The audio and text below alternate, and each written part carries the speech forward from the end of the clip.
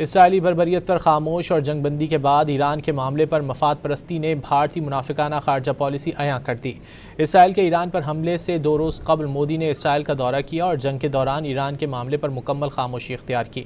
ایران پر حملوں کے دوران بھارت اسرائیل کے ساتھ کھڑا رہا اور آج توانائی اور تجارتی مفادات کے تحت دوبارہ ایران سے قربت اختیار کر رہا ہے۔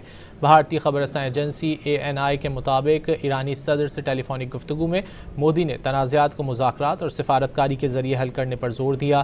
آبنائے ہرمز کی بحالی اور ایران پر مالی پابندیوں میں نرمی پہلے ہی ایران امریکہ 14 نکاتی معاہدے میں شامل ہے۔ اسرائیلی بربریت پر خاموش اور جنگ بندی کے بعد ایران کے معاملے پر مفاد پرستی نے بھارتی منافقانہ خارجہ پالیسی عیاں کر دی۔ اسرائیل کے ایران پر حملے سے 2 روز قبل مودی نے اسرائیل کا دورہ کیا اور جنگ کے دوران ایران کے معاملے پر مکمل خاموشی اختیار کی۔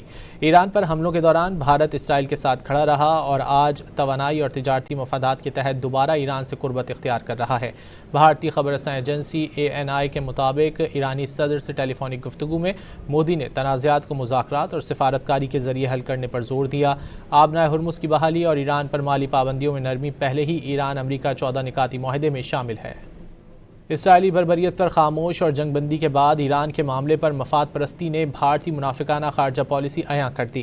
اسرائیل کے ایران پر حملے سے 2 روز قبل مودی نے اسرائیل کا دورہ کیا اور جنگ کے دوران ایران کے معاملے پر مکمل خاموشی اختیار کی۔